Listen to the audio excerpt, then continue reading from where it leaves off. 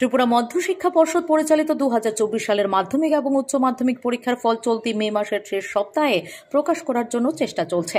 মঙ্গলবার সংবাদ মাধ্যমের কাছে এই কথা জানিয়েছেন ত্রিপুরা মধ্যশিক্ষা পর্ষদের সভাপতি ডক্টর ধনঞ্জয় গণচৌধুরী। তিনি আরও জানান, এই বছর উচ্চ মাধ্যমিক পরীক্ষার্থীর সংখ্যা 23,000-এর চেয়ে সামান্য বেশি এবং মাধ্যমিক পরীক্ষার্থীর সংখ্যা ছিল প্রায় 33,000। খাতা দেখার কাজ ইতিমধ্যে শেষ হয়ে গিয়েছে। মাধ্যমিকের খাতা দেখা হয়েছে 4টি সেন্টারে এবং উচ্চ মাধ্যমিকের খাতা 2টি সেন্টারে দেখা হয়েছে। 9 মে খাতা দেখার কাজ সম্পন্ন হয়ে যায় এবং 10 মে সবকটি সেন্টার থেকে খাতাগুলি মধ্যশিক্ষা পর্ষদের অফিসে চলে আসে। তারপর বাকি প্রক্রিয়া সম্পন্ন করা হয়।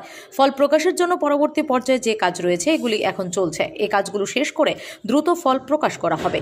মাধ্যমিক এবং উচ্চ মাধ্যমিক পরীক্ষার ফল প্রকাশের পর যে সকল ছাত্রছাত্রী পাশ করতে পারেনি তাদেরকে পাশ করানোর জন্য বছর বাঁচাও পরীক্ষার আয়োজন করা হবে।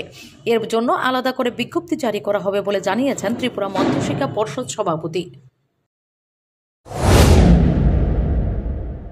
2024-এর মাধ্যমিক আর উচ্চ মাধ্যমিকের ফল আমরা খুবই চেষ্টা করছি এখন তাড়াতাড়ি করার জন্যে। তবে এই মাসের মধ্যেই আউট হয়ে যাবে, এই মাসের শেষ সপ্তাহে। কয়জন পরীক্ষার্থী হয়েছে? পরীক্ষার্থী হয়েছিল তো উচ্চ মাধ্যমিকে পরীক্ষার্থী ছিল আমাদের 23,000-এর চেয়ে একটু বেশি, আর মাধ্যমিকে ছিল 33,000। Bureau report, S Bharat live 24 hours.